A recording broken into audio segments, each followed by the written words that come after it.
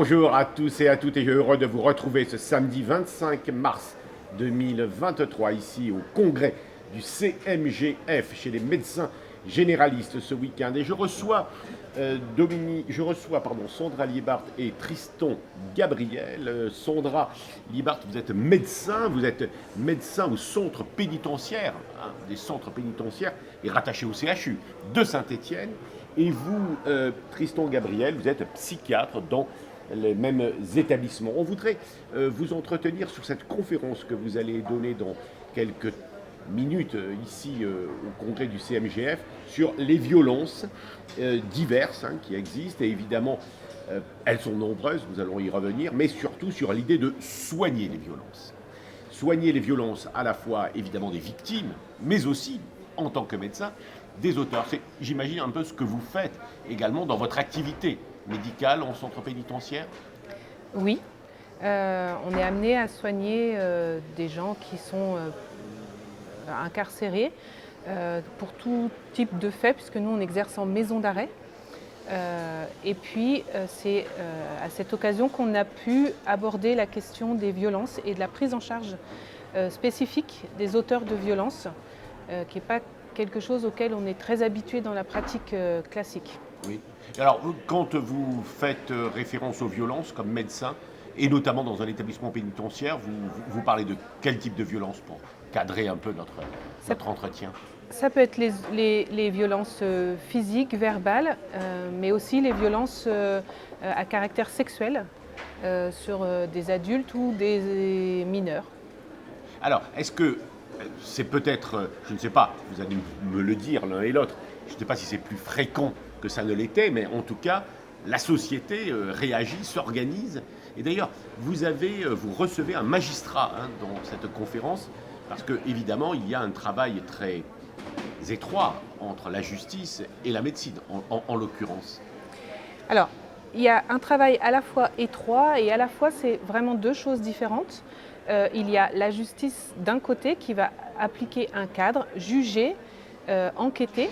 Et puis, il y a le côté sanitaire où nous, on va intervenir sur le soin, sur prendre la personne en charge, non pas pour ses faits, mais pour comprendre et essayer de l'aider sur comment on en est arrivé aux faits. Et parfois désemparé, j'imagine, dans la compréhension, mais vous essayez de dépasser ce stade de... Non pas que vous n'essayez pas de comprendre, mais en tout cas, vous devez exercer l'acte médical qui est le vôtre. Exactement. Un auteur de violence, quel qu'il soit, mais y compris les violences à caractère sexuel, c'est avant tout, en fait, un humain. Donc, c'est vraiment le type de fait où les valeurs du patient vont se confronter aux valeurs du soignant. Et pour pouvoir faire sens, pour pouvoir soigner correctement, il nous faut, à notre avis, essayer de repérer la part d'humanité qu'il y a dans l'autre pour arriver à tisser un lien médecin-patient, on va dire un peu plus classique, sans se focaliser sur les faits et ne pas réduire la personne aux faits qu'il a commis. Tristan Gabriel, le psychiatre également, quelle est à la fois sa fonction, son rôle, son approche particulière? Alors en tant que psychiatre, on a une place particulière qui nous est donnée par la justice puisqu'on exerce des soins pénalement ordonnés, donc des condamnations auxquelles la justice oblige la personne, le patient, à se soigner auprès d'un médecin psychiatre ou d'un psychologue. Moi j'ai la responsabilité d'une consultation spécialisée pour les auteurs de violences sexuelles qui sont sous ces mesures d'obligation de soins et d'injonction de soins. Mon travail, c'est de comprendre qu'est-ce qui a mené à l'exécution, à la commission des faits. Et une fois qu'on a compris comment les planètes se sont alignées, c'est de préparer un terrain favorable pour que la récidive ne vienne pas. On travaille aussi beaucoup sur les facteurs de passage à l'acte pour essayer de comprendre qu'est-ce qui a permis le passage à l'acte et de faire de la prévention primaire avant que le passage à l'acte ne puisse intervenir. Quel est le rapport entre le médecin généraliste que vous êtes, c'est ça, et le psychiatre? Vous travaillez souvent ensemble? Alors on travaille en permanence ensemble puisqu'on accompagne les mêmes patients qui ont des difficultés à la fois psychopathologiques, à la fois de santé mentale, mais à la fois de santé aussi physique, somatique et de santé tout court en fait. Et la santé, l'épanouissement dans sa santé va être un facteur de prévention de la récidive. Donc on coordonne, on coopère, on construit un environnement favorable autour de la personne pour prévenir sa récidive. Vous vous intéressez beaucoup, est-ce que vous vous intéressez beaucoup, c'est ma question, mais est-ce que vous avez également recours aujourd'hui, est-ce que la médecine est aidée par les sciences sociales Alors tout à fait, on travaille beaucoup avec les sciences sociales, on est tous les deux membres permanents du comité d'éthique du CHU de Saint-Étienne, auquel on apporte des réflexions éthiques, philosophiques sur l'exercice auprès de cette population. Des éléments qui nous permettent aussi de nous poser des questions justes dans l'exercice de nos soins et puis de pouvoir recentrer à chaque fois l'humanité de ces personnes, car c'est vraiment ça l'objet de notre communication orale, mais aussi de notre métier tous les jours, c'est d'arriver à voir la part d'humanité en chaque être humain, malgré tout ce qu'il a fait. Moi je dis souvent les faits, pour moi c'est uniquement un passage dans leur vie, mais on ne peut pas résumer ces personnes uniquement aux faits, ce que fait très fréquemment la justice, mais parce que c'est sa mission. Et puis j'imagine en tant que médecin généraliste dans une maison d'arrêt, vous accompagnez également l'homme et la femme qui est emprisonné dans sa vie quotidienne, difficile, de l'enfermement. Oui, qui est une source de violence. Exactement. En fait, il y a l'enfermement, l'isolement psychique que ça conduit. Il y a le fait qu'en fait, finalement, le monde extérieur continue d'avancer alors qu'eux ont l'impression que ça s'est arrêté.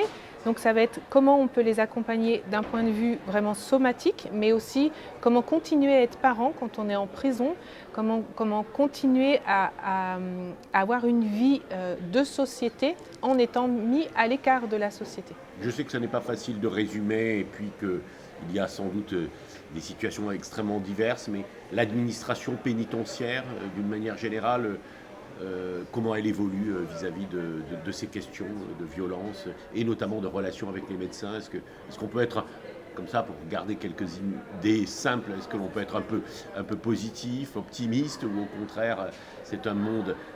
On a toujours l'impression que les violences augmentent. Enfin, on ne se réfère pas toujours à Hannah Arendt, mais enfin bon, Hannah Arendt, c'est pas aujourd'hui. Mais enfin, le monde, il est violent quand même. On le voit bien. Encore que ça se discute parfois.